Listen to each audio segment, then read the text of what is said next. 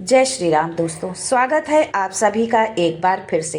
भगवान श्री राम आप व आपके परिवार पर अपनी कृपा दृष्टि सदा सर्वदा बनाए रखें।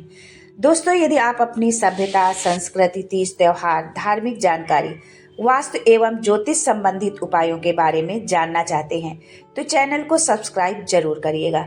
दोस्तों, अयोध्या में बने भव्य राम मंदिर में रामलला की प्राण प्रतिष्ठा संपन्न हुए कई दिन हो चुके हैं, लेकिन इसके बाद भी तमाम लोग इस प्रक्रिया के बारे में जानने के लिए बेहद उत्सुक है कि क्या देवी देवता की मूर्ति की प्राण प्रतिष्ठा के दौरान उसके सामने रखा शीशा टूट जाता है।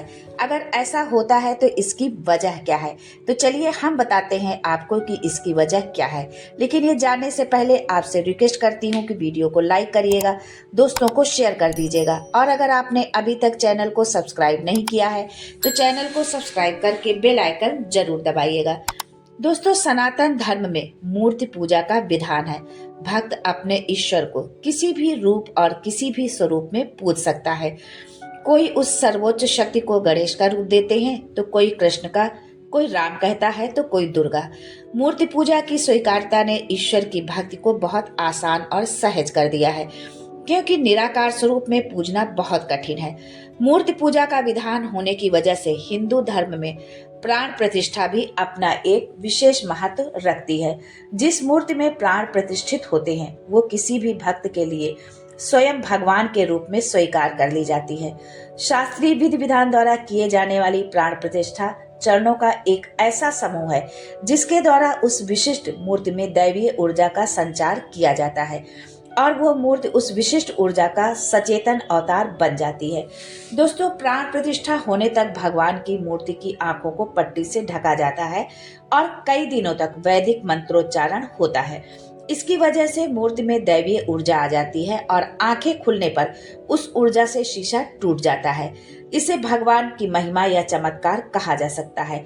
भगवान के प्राण प्रतिष्ठा की पूरी विधि होती है और कई दिनों तक पूजा पाठ व वैदिक मंत्रोच्चारण किया जाता है।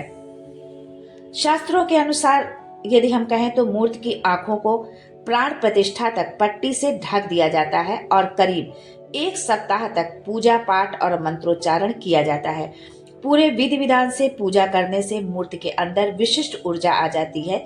शीशा रखने की प्रक्रिया प्राण प्रतिष्ठा का आखिरी चरण होता है। प्राण प्रतिष्ठा होने के बाद जैसे ही मूर्ति की आंखों से पट्टी हटाई जाती है वैसे ही मूर्ति से विशिष्ट ऊर्जा निकलती है। यह ऊर्जा इतनी तेज होती है कि उसके सामने रखा शीशा टूट जाता है। दोस्तों, प्राण प्रतिष्ठा के अंतिम चरणों में से एक है चक्षु उन्मीलन, यानी कि जो हम देवता के प्राण प्रतिष्ठा से पहले जो उसके आंखों में हम जो पट्टी बांधते हैं उसी पट्टी खोलने की प्रक्रिया को ही हम कहते हैं चक्षु उन्मीलन। कहा जाता है कि जब ये प्रक्रिया पूर्ण होती है तब देवता के नेत्र खुल जाते हैं। देवता अपने भक्तों की ओर देखते हैं और अपने उस दृष्टि से देवता आशीर्वाद देना आरंभ करते हैं। लेकिन यहाँ सवाल ये भी उठता है कि जब ये मूर्ति के नेत्र खुलते ही सामने रखा शीशा टूट जाता है तो वो मूर्ति भक्तों और अपने समक्ष खड़े अन्य लोगों को कैसे चोट नहीं पहुंचाती है। निश्चित रूप से ये उस मूर्ति में बसी उस दैवी शक्ति के विवेक और करुणा का ही प्रभाव है। प्रत्येक भक्त के दर्शन करने के भाव भी भिन्न भिन्न होते हैं।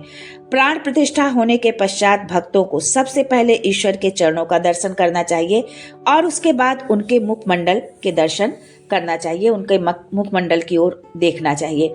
आज के लिए बस इतना ही। दोस्तों, अगर ये जानकारी अच्छी लगी हो तो कमेंट में जय श्री राम जरूर लिखें और चैनल में पहली बार आए हैं तो चैनल को सब्सक्राइब करना बिल्कुल भी ना भूलें।